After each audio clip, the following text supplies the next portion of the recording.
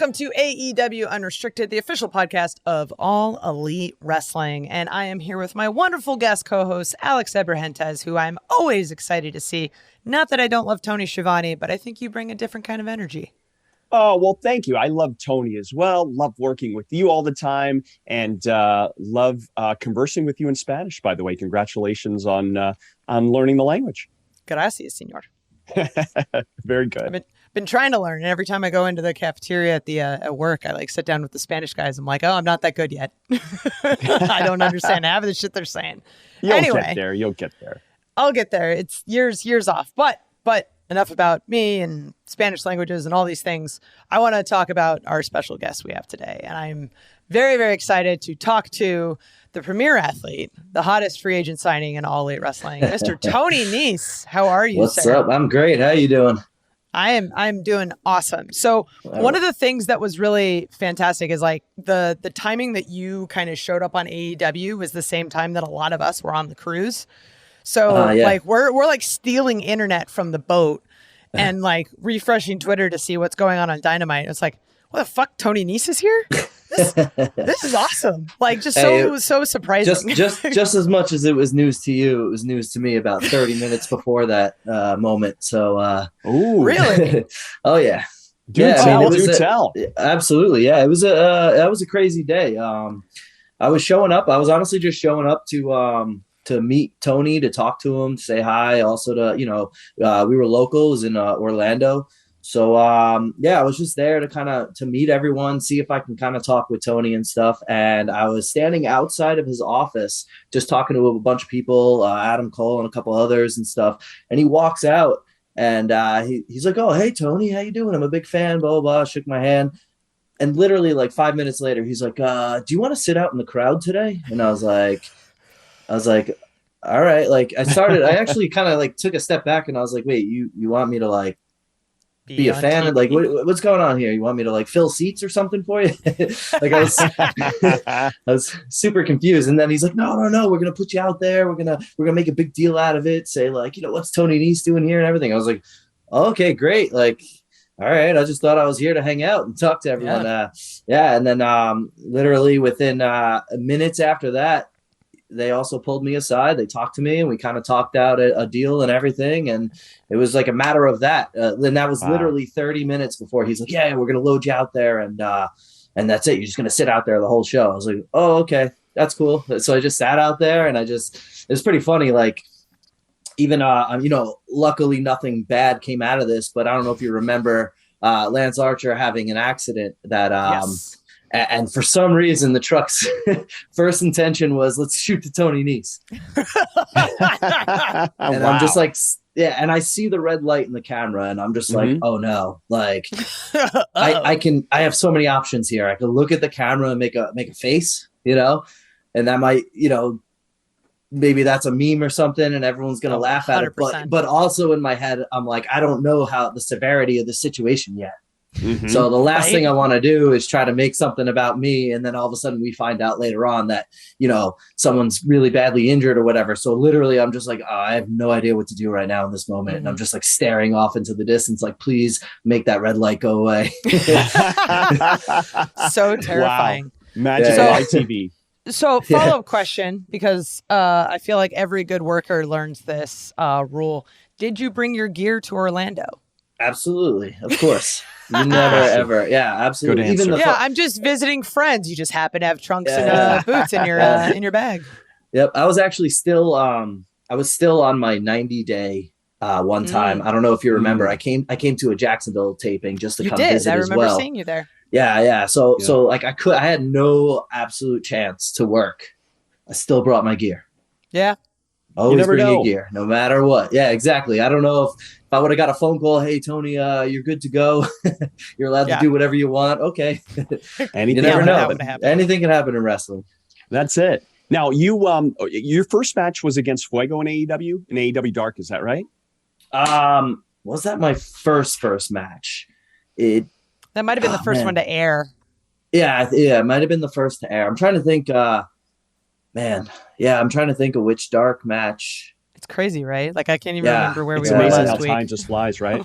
Yeah, absolutely. It's hard to remember that, but I know Fuego was obviously my first AEW like contracted match or whatever. And honestly, that was, man, he's fantastic. He's phenomenal. He's so good. Absolutely. Yeah. So good. And he's looking even better and better every time. I don't know if you've recently seen him in the locker room, man. He's getting bigger and everything. Yeah.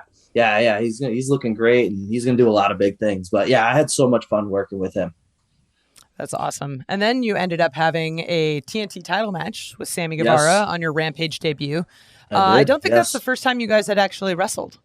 No, we wrestled years ago in Texas for a company called Wrestle Circus, I believe. Yes. I remember Wrestle Circus. Yeah. And he was like brand new, becoming like kind of a big thing in Texas. And then he was about to break out and everything. So I got him at a very young, kind of early start in his career. And, he's one of those guys you get in there and you're like, all right, this guy gets it. This guy's going to be good. So, just like that, we meshed well. We had a lot of fun. That's one thing I think that's one of my stronger sets is I mesh well with a lot of people I get in there with.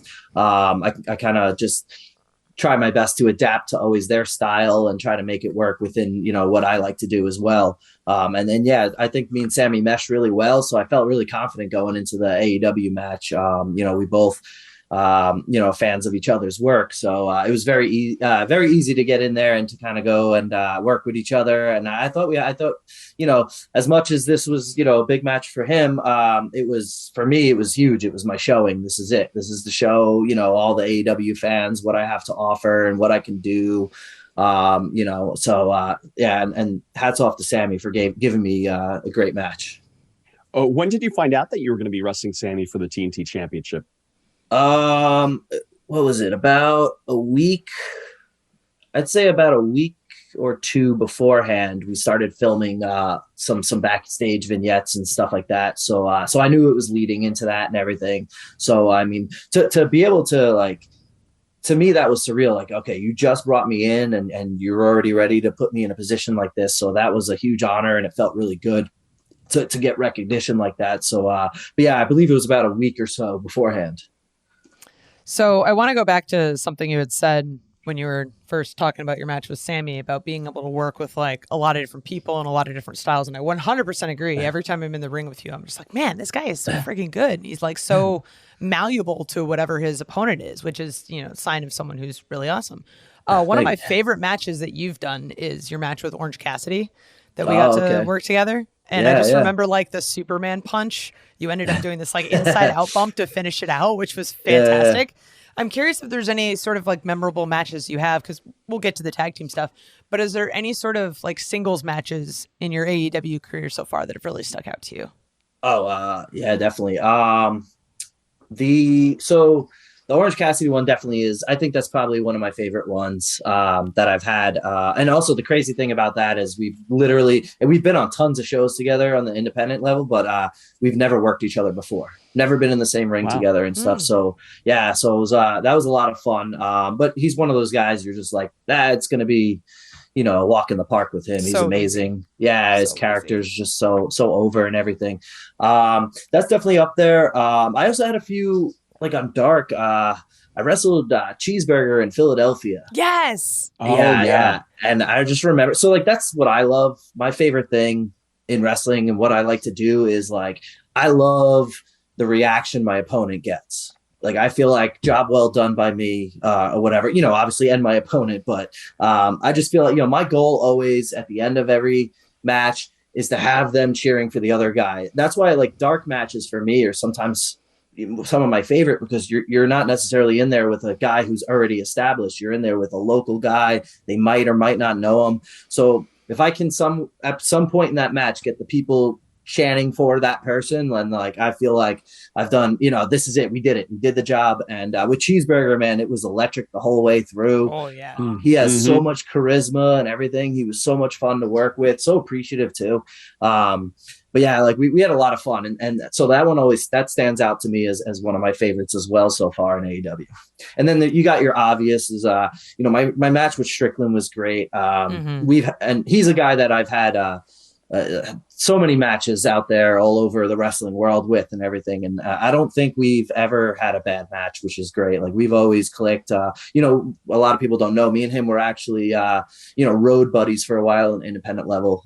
We would drive everywhere, you know, all the time. We would drive to Pittsburgh together and stuff like that. So, you know, we've gotten really close and we've gotten to be able to kind of understand each other. And we always have fun every time we get in the ring together. Well, it's interesting you mentioned Cheeseburger, obviously someone well known for Ring of Honor. Well, so is Josh Woods. Now, obviously you're teaming with Josh now. Did you know Josh prior to AEW?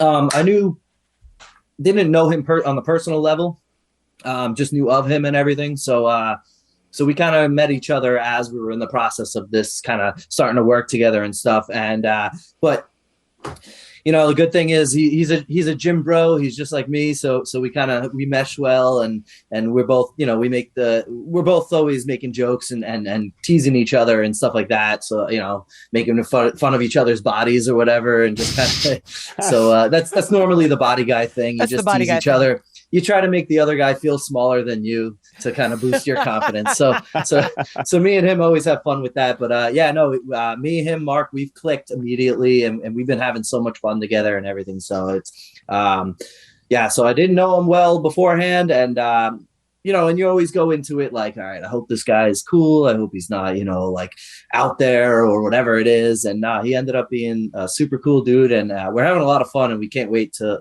do a lot more. We keep coming up with all these crazy, wacky ideas. So hopefully one reaches the surface soon.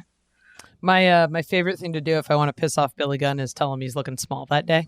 Yeah, absolutely. Oh, yeah. One of the worst things. One of the worst things, you can go up to a guy that you know is trying to get bigger, and you're like, "Oh man, you've been cutting lately. You're looking smaller, leaner." And then like they think you're like you go in looking like it's a compliment, but then they're like sitting there going, "Wait a minute, am I looking smaller? What the hell? Am I looking smaller? What happened? What happened? Are you sure?" And then they'll ask you every week after, like, "Hey, what do you think? Yep. Do I look bigger?" Like it's exactly. Such a mean thing to do. And if I'm feeling like a really vindictive bitch, I'm like, "Oh, this is how I get under somebody's skin." So teaming up with Josh Woods, and then Mark Sterling comes in to the fold. How did this whole thing start? How did Mark become sort of your so he was representing you before Josh came in.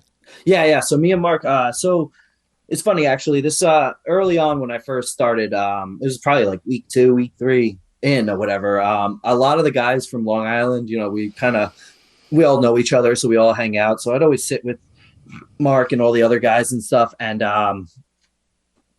he was mentioning like, "Oh man, I'd love to also manage a male wrestler," you know, because he was at the time, he's working with Jade and everything. He's loving it, but he's very limited to what he can do because it is the women's division and stuff. So, he was kind of like, "Oh man, I want to work with, I want to work in the male division because I want to get beat up by everyone," you know, something like he loves that, you know, it's what he he's loves good at. being the butt of jokes. Exactly. So so we started talking about it and you know, I always thought that I would be presented better with a manager and everything as well. So I was like, let's go. Let's talk to Tony and let's tell him. And he was actually a little bit like, "Oh, I don't know. Like I'm doing a thing right now and I don't want to step on any eggshells, whatever it is." And I was like, "Listen," I said, "I'll go talk to him. But if I go in there by myself, he's going to think that I'm just trying to create ideas for myself, whatever it is." I was like, "If we go in there together, he's going to see that we both agree on this. We both like it. We're passionate about it." So I grabbed him. I said, "I'll do all the talking." We went in there and that was it. We talked to Tony. He saw that we were both excited about it. And he's like, "Yeah, let's do this." And then, so now we just keep constantly pitching ideas of like, "Hey, how can we screw up this guy, or, you know, this guy's run, or how can we pull the rug out from underneath from this person?" And then in the end, give it right back to them and just have Mark somehow get destroyed. That's literally how we plan everything. And it's been so much fun. Adding Mark has been such a great spark to my career in AEW and everything. So that's kind of how it came about. Yeah. The chemistry is really great. You can definitely notice it with you guys. Yeah. One thing I want to ask you, obviously you're teaming up with Josh Woods now, but I didn't realize this. You had actually teamed up with Trent Beretta back on the Indies. Can you tell us a little bit about that? Yeah. So when I first started wrestling, so we both came from the same school. It's called NYWC on Long Island. And he was about a year in or so, maybe a little bit longer. And I just kind of started on the shows, and immediately, like, we were two guys that just, we always stayed late together. We were always together in the ring working together. So like a lot of times when a promoter sees that, they're like, all right, these guys would be good either working with each other or either working against each other or working with each other. So right there was the idea, hey, two young baby faces, let's run with that. So they made us a tag team. Yeah, we did it for a while until the idiot had to go and get signed, and had to ruin a good thing on the Long Island Independence. But he was my first of many tag team partners. It's funny. I look back and I'm like, wow, I've had way too many partners. And you start to think like, there's a common denominator here of these tag teams breaking up every time. Might be me. Commitment issues. Yeah. I don't know. I always seem to get turned on though. It's weird. Oh no. Yeah. I'm gonna say it's the positive side of things. Like it's your whole outlook of I gotta help build the other guys up and I gotta make sure that they look good. I think that's why people are like, I'm gonna tag team with this guy and then immediately bust off like, no, fuck this guy, I'm leaving. Like it's always his fault. So in AEW, like with guys I've teamed with, I guess Trent would be one. I also was a tag team with Buddy Murphy. So now there's Josh. I'm trying to think, is there anyone else so far? Tag team. So far. Exactly. Ari Daivari, obviously. Yep. We'll talk about that one too. So I've had all these different partners and stuff like that, and it's a lot of fun. And then also guys that I've worked with like Alex Reynolds. It's me and him he actually used to, or he might still, he writes down all his matches, which I wish I did.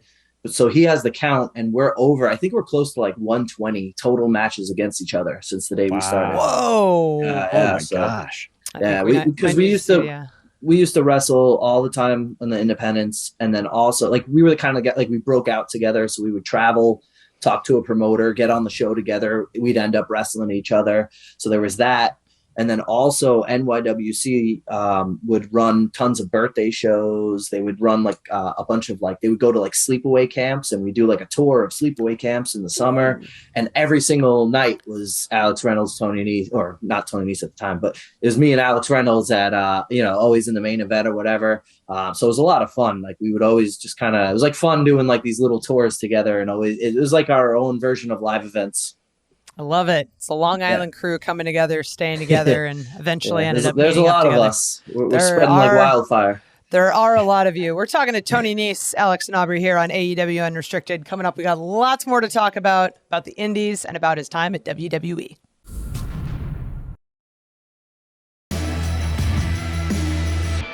And we're back. It's Aubrey and Alex right here at Unrestricted, and our very special guest is none other than the premier athlete, Tony Nese. Body guy, tag team specialist, all around great guy. Tony, great to have you here on Unrestricted. Thank you, Alex.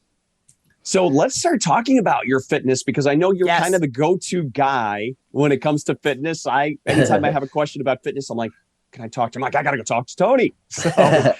So how did you first kind of get involved in fitness? Where did this kind of passion it's a mix of two things. One, my oldest brother was always big into fitness. He, subscribed to Muscle Fitness, all that stuff. So he was always going to the gym with his friends, working out and everything. And I obviously always looked up to him. I always looked up to both my brothers. And on top of that, joining a wrestling school and realizing, oh man, I'm a tiny little squirt. I'm not going to grow. I'm not going to grow up that much anymore. So I need to, look somewhat the part. So that was just always my thing, was just, I'm lean. I always had like definition, but just not a lot of, I was just a skinny kid who, you could see his muscles because he was skinny. So for me, it was just like, I need to learn how to put on size. So I got big into reading a lot of bodybuilding magazines. I read Arnold's book, the Encyclopedia of Bodybuilding. I read that thing at least 4 or 5 times now. And it just became my second passion, another part of my life. So I would train every day. I ate every day, so much calories. I started learning more and more of what my body should be doing, which was just eat. Don't worry about what you're eating and just keep eating, put on the size. So that's and then it just snowballed into more and more passion. I just learned more and more about it, to the point where, I was like, you know what? I've learned a lot about this. I know a lot. I should should go study and become a trainer myself. So I did that. I took classes and everything and got my certification and just started becoming a trainer. And I worked as a trainer pretty much most of my independent career until I got signed, and I had to put that job aside for a while. So when someone's first getting into like fitness training, what's one easy thing that you can do to help build that routine or change your way of thinking about fitness? Honestly, the hardest thing is everyone thinks they need to go with like a specific, like, this is how to do it. This is the plan. Like that's the easy part. Just going and lifting weight and everything. That's the easiest part. It's really a matter of just getting consistent and just going. Like I tell my clients all the time and stuff, like, my success is not because of my knowledge. My success is because I never stopped. I just kept going. And I literally never, there's just no reason for me to ever stop. Obviously there's injuries here and there. Things are going to happen. You're going to have bad weeks. You're going to take weeks off. You're supposed to anyway. Mm-hmm. But other than that, like when it came to just constantly eating, always getting protein, always taking my supplements, my vitamins, all that stuff. Like I always stay on top of digestive enzymes, all that stuff. And I don't buy a supplement and go, okay, 2 weeks later, this didn't work, like people buy creatine and they'll be like, this didn't work. Let me buy a different creatine. And then the next week they're like, that didn't work. Like all right, I'm going to stick with this for 8 weeks. Let's see how I feel with it, whatever it is. Right. Like it's just patience is like one of the most important things. So that's the biggest advice. Be patient and just be consistent. And it doesn't matter how weak you're, like if you're doing like a poor workout compared to like what you should be doing, it doesn't matter. That poor workout is better than anything else you could have done if you didn't go to the gym that day. And what does a day look like for Tony Nese in terms of working out, in terms of diet? So for me now, so like my luckily at home, my routine is very my day is very routine because I have children. So so I get forced to wake up early, so which is a good thing because I probably wouldn't have. But I wake up early. I'll make my breakfast. I make eggs for me and the kids and stuff. And then we'll get ready for school, take the kids to school, go straight to the gym with my wife. Excuse me. So we'll do, I usually spend not as long as people think I'm at the gym all day. I'm spending a good hour and a half, on a fairly long day. That's including cardio and everything. So like maybe a leg day is going to be like 2 hours long for me, but then that's pretty much it. The rest of the day is just all about, recovery. It's all about just eating, keeping the calories up and stuff like that. And then throughout the day now, like my day used to just kind of be hang out with the kids and play. Now that I've been training, I've been doing online training as well. A lot of my day now is taken up with doing stuff like that, writing workout plans and stuff like that. But it's a lot of fun. My routine's just, it's simple, just like anyone else's routine. It gets a little wishy-washy when it comes to being on the road. That's something where you got to plan. I just plan ahead. Okay, we're going to this town. Luckily, I've done this a lot now where I kind of understand how each travel is going to be, but I'll plan out. I'll literally look at my plan. Okay, I'm flying to here. I have a 2-hour layover. Okay, I'll go to the lounge and I'll get my meals in here. And then I know it's a 2-hour flight to the next place. And when I get there, I'll stop somewhere, get some food, or I'll get some Uber Eats. Like, so I'm just always constantly planning ahead when it comes to travel. And then when I'm home, I already know my routine. Yeah, it comes down to planning and eating a lot. And I don't think people fully understand. Yeah. It's funny how, it's funny how a lot of my clients too will be like, wow, I didn't realize I'm supposed to be eating this much, and I'm losing weight. It's crazy, but it's just, you got to figure out that right balance to get your metabolism working right. It's almost like your body needs energy or something in order to build and transform itself. It's one of those like, oh yeah, duh, no shit. That makes total sense. So let's move on. 2016 WWE 205 Live. I think you kind of alluded to this in the first segment. You say your favorite match was with Buddy Murphy. I think it was Barclays, like right after WrestleMania. So why this match, and why was it a favorite for you?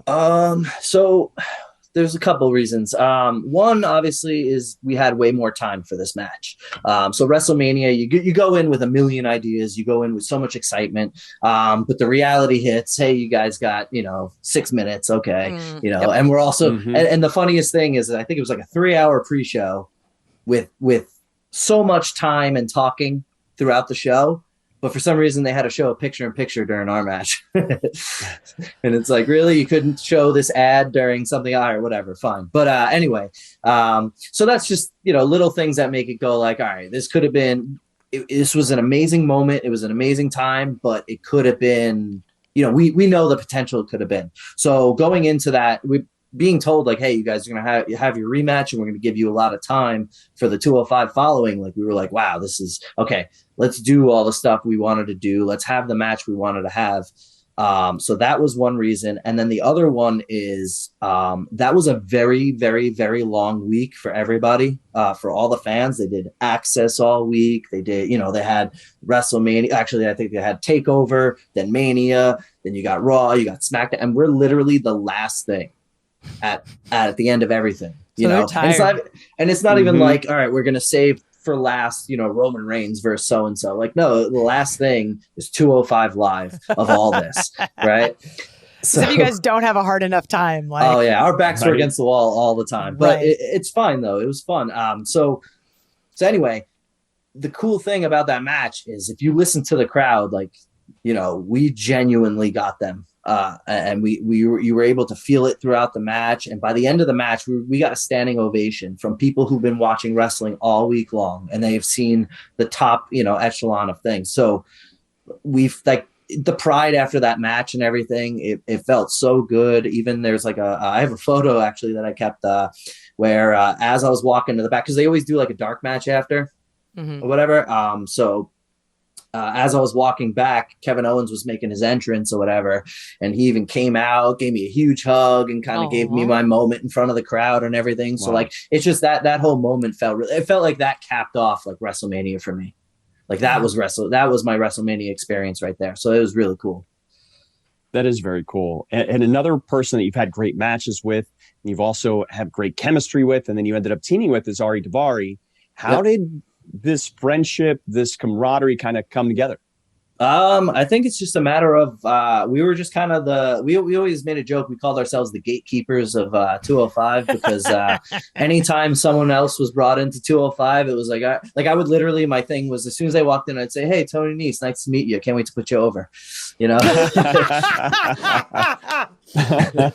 So yeah, it was just, we were the guys that came in and we would kind of test those guys out. And the cool thing is the company trusted us to the point where they would be like, hey, what do you think? Is he good? Is he, so that was a really cool thing. But so we kind of just came up with this whole thing of like, we were the gatekeepers. And a lot of times it just happens organically in wrestling when you're always with someone, when you're always palling around, the company just kind of either they see it or it just happens, but you always end up kind of working together all the time. We were always heels together, so it just worked out. We were always kind of tagging because we were in the Zo train together. We were we were always doing matches with Gulak where it was always like 6-mans trios matches, but we were just never an official tag team until later on in 205, and we just kind of made it more official and stuff. And we were just having fun. We considered ourselves the veterans of 205 and everything, and we were the ones that would take the show and carry it on our backs, even though we would always lose in the end. But that was just kind of our mentality going into everything. And honestly, Ari Daivari is he's my absolute best friend in this business. He's my best friend now. Like he's the one guy that I literally talk to every day of the week and stuff like that. And we're always palling around. So it's a tag team that I hope to revisit again one day in the future. I definitely see it happening. And I love the happy to put you over. Like it's so true though, right? Like people who aren't in wrestling don't understand like how important that actually is. Like that mindset is I think key to success. Yeah. Oh, absolutely. Yeah. I mean, I don't like I said, I think I said this earlier. Like I pride myself on getting the other guy a reaction. Totally. And absolutely, like that's always been my goal. That's always been that's what I love, and that's what I just feel I'm good at. So I've always been like that. When I'm good at something, I get more and more passionate about it. So that's just something I've always been, I always push to do and try to do. It's funny. My two least favorite chants in wrestling, like my two hate, I wouldn't say I hate them, but is Fight Forever and both these guys. All right. Yeah. Right. And it's not a knock on anyone who gets that chant, but like, in my opinion, it's, well, now you don't care who wins, and I want people to literally want me to lose. Like I love the hate that I get a lot of times from people, especially like Twitter and stuff like that. Like they hate me, So when I see that, like it's job well done. I want people to absolutely despise my existence on the show because a really good example that kind of got me spinning in that was like I would always watch. My wife's a casual fan, right? She just watches because I have to watch. So I say I have to watch because I watch, and every time Vicky Guerrero comes out with "Excuse me," my wife is always like, God, I cannot stand this lady. Someone please shut her up, right? Mm-hmm. But that's it. That's the reaction you want. I want people to always say, like, please, someone just put Tony Nese out of his misery, And like that's the reaction I always go for. We are talking to Tony Nese on AEW Unrestricted, and coming up, we got lots and lots of fan questions.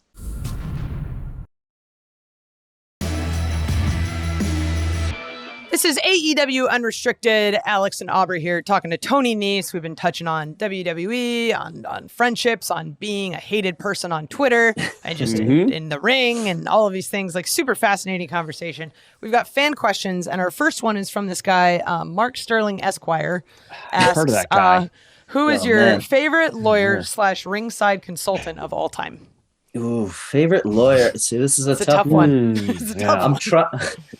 I'm trying to think of another. Maybe. No, he's not a lawyer. I was going to say Judge Jeff Jones, but he's not a lawyer. No, he's in the legal field. He's in the legal field. It's like halfway there. Yeah. Judge Jeff Jones. So, no, I guess I'll put it out there. Mark is my favorite.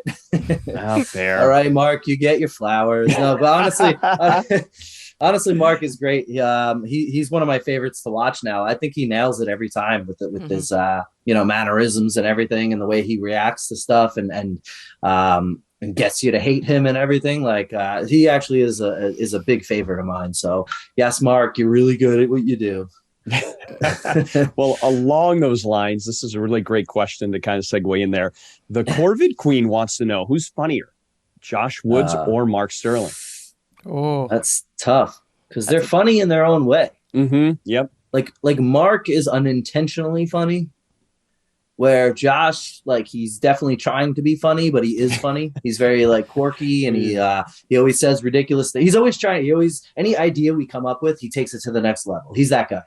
So he's always going to keep taking that, whatever, like, because we'll come up with funny ideas. That's just the wrestler's thing. Any idea you come up with, no matter how serious, somehow it snowballs into a funny idea all the time. I don't know why we always go to the comedy direction, but Josh will always make it more and more ridiculous. So he's funny in that way, where Mark is just, he's literally what you see. He's that dorky dad, so like some of the things he'll just say unintentionally is super funny. So Absolutely. they're kind of both funny in their own way.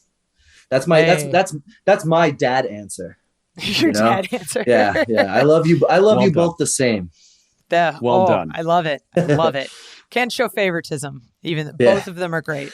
Yeah, no, it's still too early. We're still too early in our run that I can't piss anyone off. There you go. Not yet. It's inevitable based on your history. Yeah, you have a history. Yeah, exactly. We have a question from the young prize fighter. Who is your dream wrestler to wrestle in a match? And who would you like in AEW to compete with? Okay, so both of those are going to be the same answer. It's going to be Chris Jericho. Oh, dude. Yeah. Dude. And then like it's I don't even think I've never even said this to Jericho, but he's my absolute like favorite. He was my legend. He was my hero growing up and everything. It specifically takes me back to one vivid memory is when Jericho won the championship from Triple H to open Raw. And then later that night, to lose it back to him was literally the amount of emotions I went through in that what was it, 2 hours at that time or whatever it is. 2 hours, yeah. The emotions I went through, I remember going crazy, calling my friend up like, oh my God, did you see what happened? Like, I was so excited. And then as the show went on, you start to realize things aren't going so right. And then he loses it at the end. And I couldn't even, the next day at school, no one could talk to me. I was so upset. That's awesome. Yeah. And that's just a memory in my head of like, man, like that's wrestling to me. Those emotions, whether you're angry, whether you're excited, like, and so like that brought out the most emotions in me than anything else I've ever watched. And from that moment, I was like, I'm a ride or die with Jericho. I'm gonna invest all my money in Jericho things, and I'm gonna invest in his career. And so he was always kind of a hero to me. And then reading his books as well, were actually like when I started training is when he came out with his first book. And that was like a huge, I'd read that all the time. I'd always spend an hour or so reading before I'd drive out to wrestling. And it just kind of got my mindset of like, hell yeah, I'm going to go and I'm going to make a freaking awesome career myself and stuff like that. So, yeah, I've never told him this. Honestly, I haven't had too many long conversations with him because I'm actually that super fan. Like anytime I'm around, if he says something to me, I'm just like that awkward. I give like a response that doesn't even make sense type of thing. Hey Chris, nice to see you. And then like, how quickly can you walk away type thing. All the time. I'm like, oh, I should spark a conversation with him about this. And then I'll stand there and I'm like, I forgot what I was going to say. Okay, goodbye. Just walk away. Catering was great today. Thanks. Yeah, exactly. How was your flight? That's so cool. Yeah. But to be able to work with him would be an absolute, like that would be top of the bucket list in wrestling type thing. So very cool. Wow. Yeah. Well, National Scissoring Day wants to ask a question about what the secret is to your 8 abs. Is that 8? The secret to my 8 abs. Yeah, it is only 8. It feels infinite. How many abs you have? Good.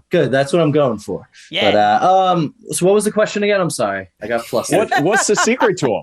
Is there a secret? Oh, the secret. The secret, honestly, I always tell people is my lower body training.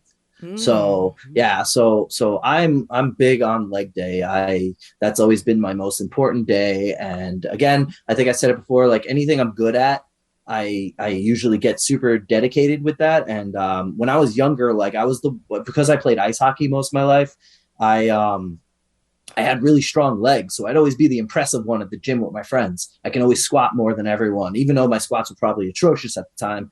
Like I still could lift more weight. So I would always focus more on lower body. And that, I feel like I have very good, strong legs because of that. And I believe that a good, strong lower foundation will always make the upper body better.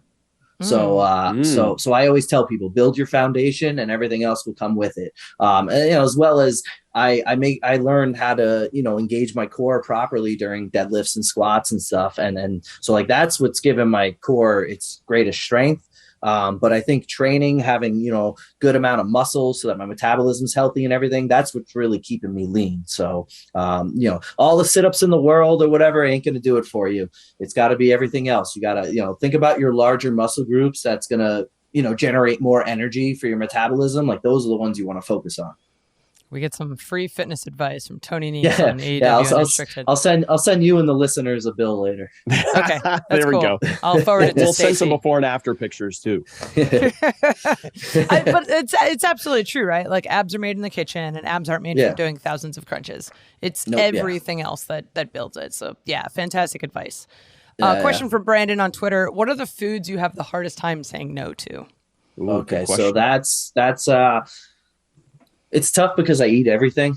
I don't know if you see, but now I'm blocking it behind me. But I have a Ben and Jerry's with my logo made in the painting. That's one of my favorites. I eat that almost every night. Nice pint of Ben and Jerry's or whatever. But so for me, so that stuff is actually important to me. I need to eat that stuff, I feel like, for calories. But fried foods is actually my biggest one, because I don't think fried foods are really good for anyone. Deep fried. But it is something that's very hard to say no to at times. especially when you're out. When you're out, you need something quick, or you're out at a bar, you get wings or whatever. Like no matter what, those wings are going to be fried, 9 times out of 10. So things like that are usually things when I eat it, I feel kind of a little regretful at the end and stuff like that. And it is hard to say no, but if there was something I had to say no to, it would be fried food. Have you ever seen the Flavor Graveyard at the Ben and Jerry's factory? Oh yeah, of course. Yeah, I've never been to the factory, but I've seen the graveyard, and I've seen like all those gravestones. Where is said graveyard? So it's at like the Ben and Jerry's factory, wherever they're at, and like that's in Massachusetts, I think. Massachusetts, it's the Northeast. Something like that. Okay. But you walk into this graveyard, and there's literal like tombstones of all of the flavors that they used to make that they don't make anymore. Wow. And like little eulogies on them. It's absolutely great. And as soon as Tony said like Ben and Jerry's, I'm like, oh yeah. Okay. Follow-up question from Ref Aubrey on Twitter. What is your favorite flavor of Ben and Jerry's? What is my favorite? I don't feel like you just came up with this question. I mean, maybe. Favorite flavor. So I'd say my favorite flavor is either the Tonight Dough. Yes. The Tonight Dough is amazing. I have a couple ones. My go-tos would be either Tonight Dough or the Everything But The. I don't know if you've had that one. Yeah. That one's amazing. And then Coffee Toffee. Yeah, that one's really good. So those are probably my top ones, but honestly, there's so many that are amazing. I can go on all day about Ben and Jerry's ice cream. There's so many. Anytime we're up there, I got to do a tour, whatever. It's either Massachusetts or New Hampshire, something up there though. Some in the New England area, yeah. Well, we're going to Boston soon, so hopefully that's something we can do. Right. Yeah. Well, anyway, Tony, thank you for joining us today. This was incredibly insightful. It was awesome learning about you and how big of an asshole you are, intentional asshole you are, but then also just all of the discipline and whatnot you have in your life, which is to me like very inspiring. And thank you so much for being here today. Thank you so much for having me. Yeah. You can listen to this podcast, new episodes every Thursday on all of your favorite podcast platforms. You can watch Elevation on Mondays, Dark on Tuesdays, Dynamite on Wednesdays, and Rampage on Fridays. You can see this guy teaming with Josh Woods and listening to Mark Sterling ramble off. This is Aubrey Edwards and Alex Abrahentes. Thank you for listening to AEW Unrestricted.